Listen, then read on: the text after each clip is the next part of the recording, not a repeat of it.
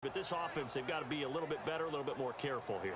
And sometimes when you see these calls on fourth down, when they decide to go for it, it's not necessarily the coach saying, I believe in my offense. Sometimes the coach saying, I believe in my defense. I can afford to go for it here because if we don't get it, I don't think we'll give up more than 3. And that's exactly what I think that factored in. I do.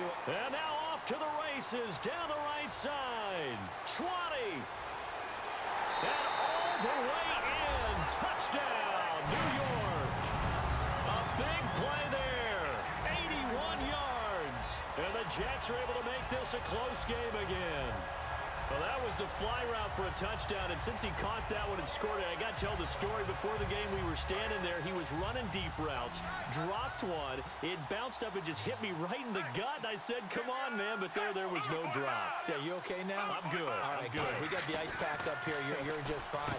What I loved about it was the subtlety of the route because everyone knows he's fast. They're going to play him for that route first and foremost, but sometimes it's a head fake.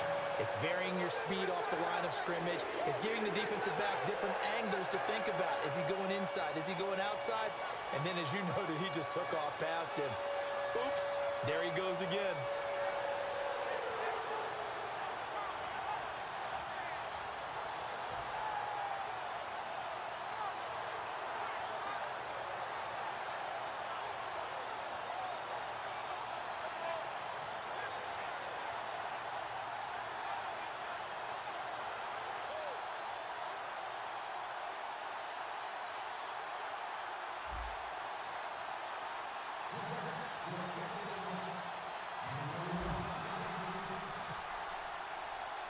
Folk now set to boot it after his guys put 6 on the board.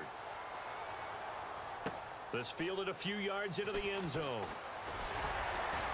And he's able to get it across the 20, but not by much, as he's marked down at the 21-yard line. Pittsburgh's offense now heading back out onto the field. And they're not going to play this conservative, I don't think. They had the field goal last time, and they're up, but they're looking to put a drive in the end zone. Oh, I agree with you totally. No one goes out on the field and says, all right, let's just settle for 3, except in certain situations, trying to ice a game, that sort of deal. Most of the time, it's end zone, and that's what you're thinking, and I believe that's exactly what they're thinking as they begin this one. Yeah, no quarterback ever goes out there saying, hey, let's get 3, right? Not one that I've ever met. And the offense moving in the wrong direction here now as they face a 2nd and 12. Brown, the lone receiver, left. On 2nd down, Roethlisberger. Hauled in by Wheaton over the middle. He goes for 18 there as the drive will continue. So there on that play, offensively, they ran the crossing route. Defense was in zone coverage, so as a former DB, how tough is it to defend that? It's really difficult because your natural inclination is to chase the receiver and maybe leave your zone. So you have to have discipline in order to talk to your other coverage guys and let him know that that receiver's crossing from your zone to the next zone. He's coming your way. Make sure you have him. And then when the ball is actually thrown, secure the tackle. When they're moving on crossing routes, if you miss a tackle, it usually results in a big play. On 2nd down, here's Roethlisberger. A screen to Bell. And he'll be brought down right at the 45-yard line. Give him 3 on the play, and they're going to face a 3rd down. So many things have to come together just right for a screen pass to break for big yardage. The blocking, the timing of the pass to the runner, everything has to fit together just right. But on that play, the defense was able to disrupt things and hold it to a short game. So 3rd and 2, and I count 6 defensive backs out there. 3rd and 2, now Roethlisberger. And he's going to be out of bounds, but able to take it inside the 40-yard line. 17 yards on the pickup there, and also a 1st down. And that pickup of a 1st down, that's going to leave a mark because they really needed to stop them there, didn't they? Oh, so frustrating. Defensively, you're a play away from getting that football back here down late. Tough. Now they've got to find a way to create a turnover or takeaway. Otherwise, this one will probably get away from them.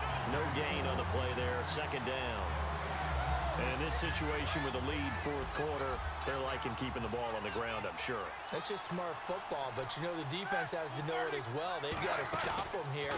So now we're going to see that loading the box in a big way.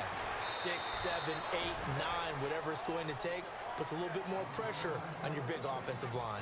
Getting late here in the fourth, and if this team has any chance to win this football game, their defense obviously needs a stop here. And defensively, they were in zone coverage there. Do you have to be a little careful you're losing playing against a good quarterback like he is to not play too much zone? Yeah, you have to be careful about how much time you're giving. Now here's a timeout defensively. Defensive timeout called by the Jets. A couple of Jets there in on the stop. It's just their first. They'll be down to 2 remaining as we step aside here in the fourth quarter. Now Roethlisberger to throw on second down. And that is caught by Wheaton for a Steeler touchdown. Marcus Wheaton from 17 yards out. And the Steelers find a way to stretch their lead. And it's up and good.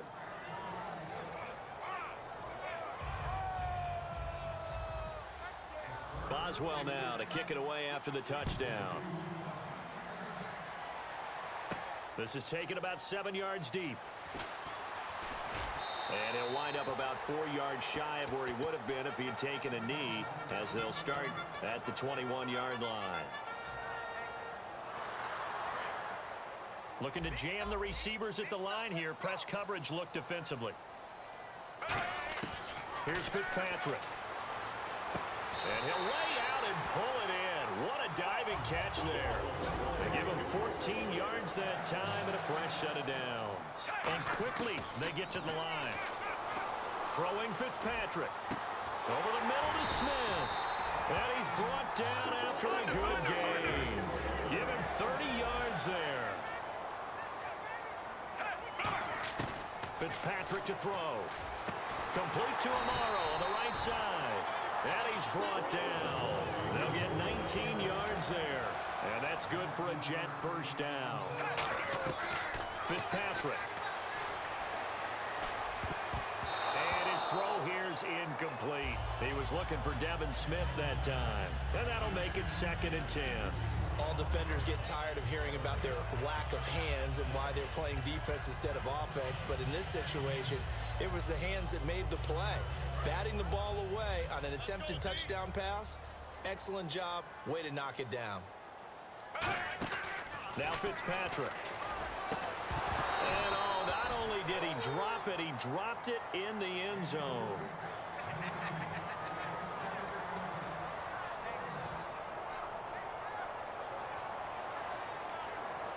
And the offense looking to pick up the first down after the 2nd down incompletion. On 3rd down, Fitzpatrick. And this is complete. It's Marshall.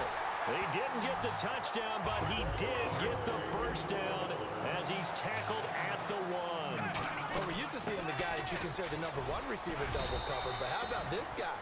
He's double covered. Now the Steelers put a stop to the action with a timeout defensively. It's just their first. They've got 2 more to use here in the final stages.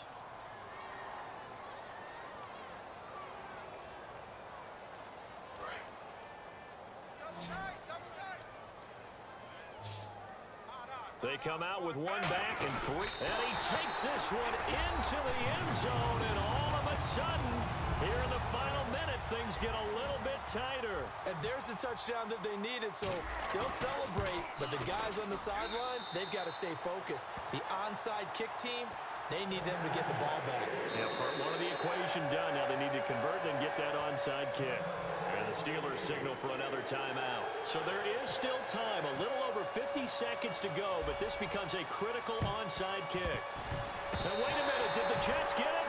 They did. So they needed the onside kick, and they got it. Now they need a field goal. And that's the beauty of this. They don't have to get 6. A field goal ties the ball game for them. Nicely executed play.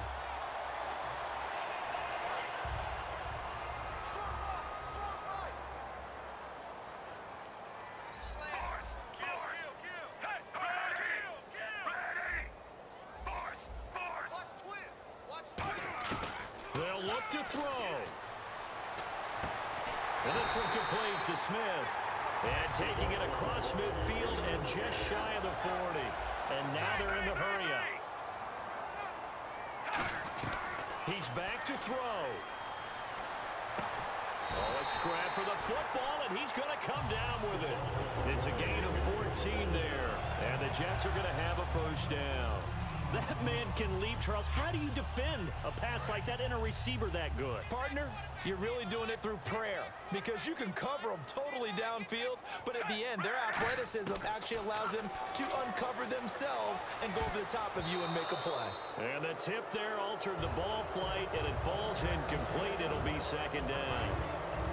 Unable to connect on the first down pass play. Now it's second down. Back to throw. That is caught. And he's going to take it in for a Jets touchdown. Devin Smith with time running out. And the Jets have taken the lead here in the fourth quarter. And that was just a fly route. There was no stop. He just went. Yeah, and it was beautiful to watch because you have to set it up as you go along. Everyone knows he's fast, so you play him for that. That's the number one thing you want to take away. But as you go through a game, sometimes you vary the speed in which you come off the line of scrimmage and maybe start a little bit slower, get him to stop his feet a little bit as a defensive back, and then explode and go, as we saw there.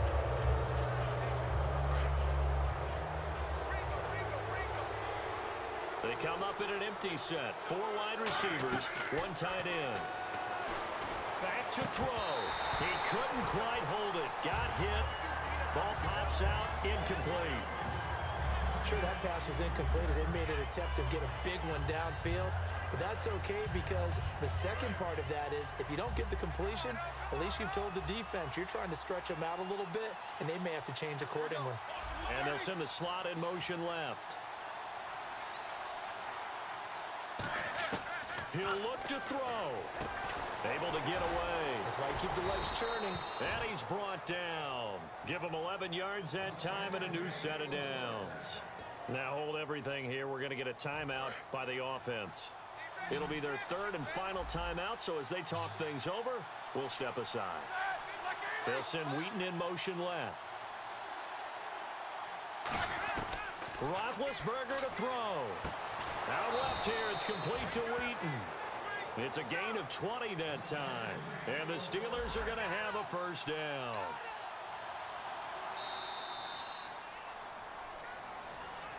And, Charles, when you pull out a close game, about that is maybe next time you're in a nail-biter in the fourth quarter, you have a little more confidence. Yeah, you're talking about your memory muscles, right? When you win those close ones, you have that confident feeling that you can continue to do so every time you're in that position. Now, that said, you would rather win by 60 points, or do you like the close ones, too? Well, I think everyone would rather win by 60. It's comfortable. Everyone gets to play. But when you win those nail-biters, dinner tastes just a little bit better that night.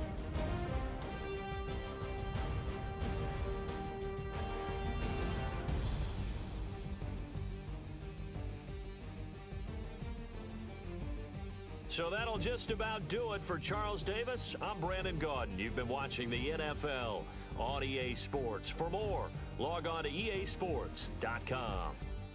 It's a win for the Jets as we say so long from MetLife Stadium.